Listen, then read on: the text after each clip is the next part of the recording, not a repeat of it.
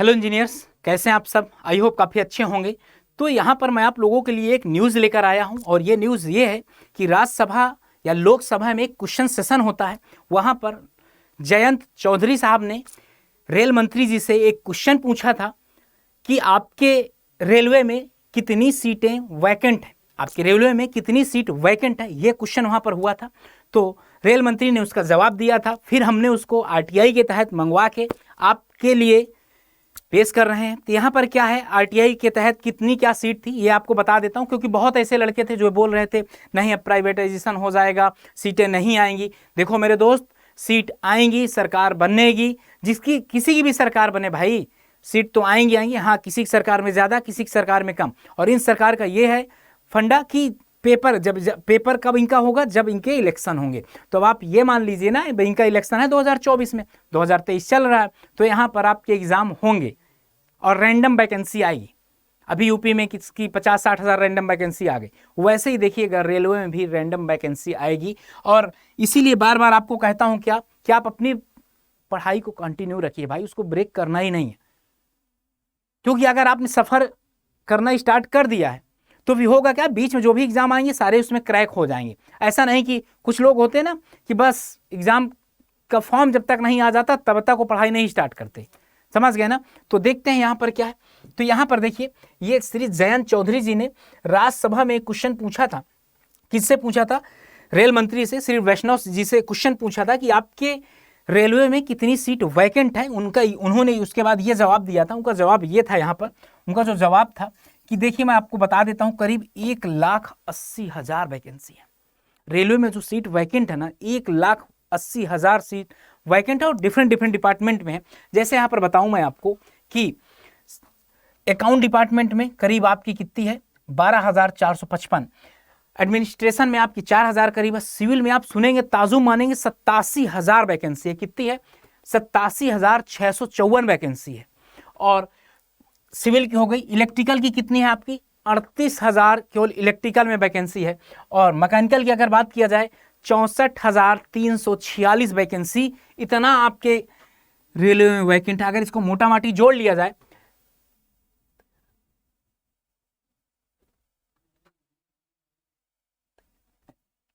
मतलब 1,80,000 केवल आपकी इंजीनियरिंग की सीट खाली है। कितना? 1,80,000 आपकी करीब इंजीनियरिंग की सीट खाली है, समझ गए ना।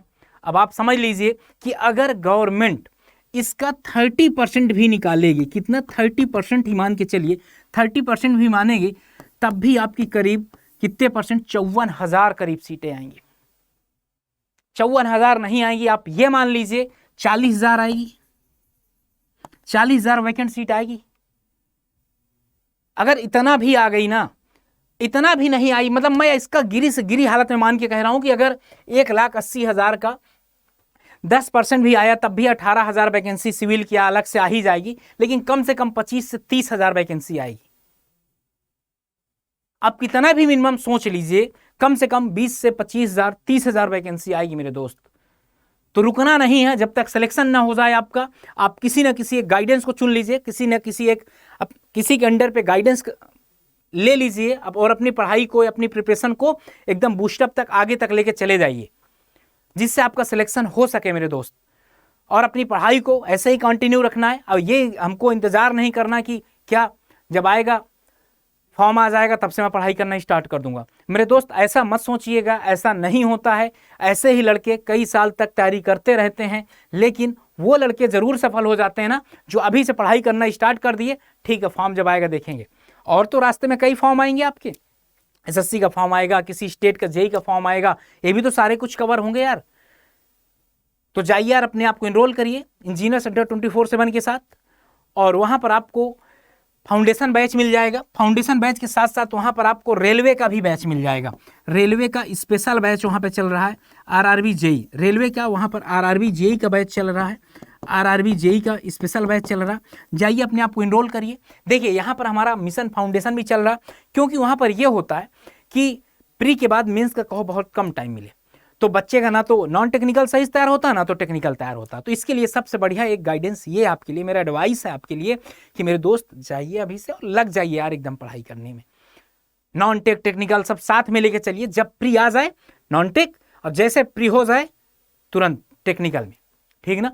तो इससे आपको सिस्टम पे आना होगा और आपने आपको थोड़ा सा देखना होगा, क्योंकि अगर आप तैयारी करेंगे ना दोस्त तो बहुत ज़्यादा टाइम लग जाएगा। यहाँ पर आप देखिए मिशन एसएससी जेईई 2023 का फाउंडेशन बैच ज्वाइन कर सकते हैं, और ये बाकी एग्जाम अगर आप देना चाहते हैं तो बिल्कुल दे दीजिए। आरआरबी जेईई का बैच ज्वाइन कर सकते हैं। ये सारे बैच ज्वाइन करने के, जैसे आरआरबी जेईई फाउंडेशन बैच, यहाँ पर आप ना ये सब अलग अलग लेने से अच्छा है आप सिविल का महापैक ले लीजिए। मैं इसलिए बता रहा हूँ क्योंकि सभी एग्जाम के यहाँ एक्सेस मिल जाते हैं, जितने भी एग्जाम हैं, टेस्ट हैं, वो सभी के एक्सेस क्या हो जाते हैं, यहाँ मिल जाते हैं। तो देखिए आपका कोर्स यहाँ कितना लिखा, 17,299 में। इतने में नहीं परचेज करना, मैं आपको बता देता हूँ, ये कूपन कोड है Y579। अगर आप यूज करेंगे तो ये पता कितने का पड़ जाएगा। अगर 6 मंथ का अगर आप लेंगे तो ये आपका 3600 करीब का पड़ जाएगा। कितने का? 3600 करीब का ये 6 मंथ वाला पड़ जाएगा। ओके, और 1 ईयर वाला लेंगे अगर तो ये 3900 समथिंग रुपए का पड़ जाएगा, ठीक ना। ये 12 मंथ का हो गया है। ये कितने का हो जाएगा? 12 मंथ का हो। तो जाइए यार मेरे दोस्त, अपने आप को इनरोल करिए और अपनी प्रिपरेशन को एक सही ट्रैक पर लेकर आइए, और जिससे आपका सिलेक्शन हो सके। और आपको पता है आपके सिलेक्शन से आपका ही नहीं, आपके घर में मम्मी पापा का भी बहुत ज़्यादा नाम रोशन होता है यार। तो जाइए अपने आप को इनरोल करिए और सिलेक्शन लीजिए। मिलते हैं, अगर आपको वीडियो पसंद आई हो तो जरूर लाइक और सब्सक्राइब करिएगा यार। मिलते हैं आपसे नेक्स्ट इन्फॉर्मेटिव वीडियो के लिए, तब तक अपना ध्यान रखिए। Okay, bye bye.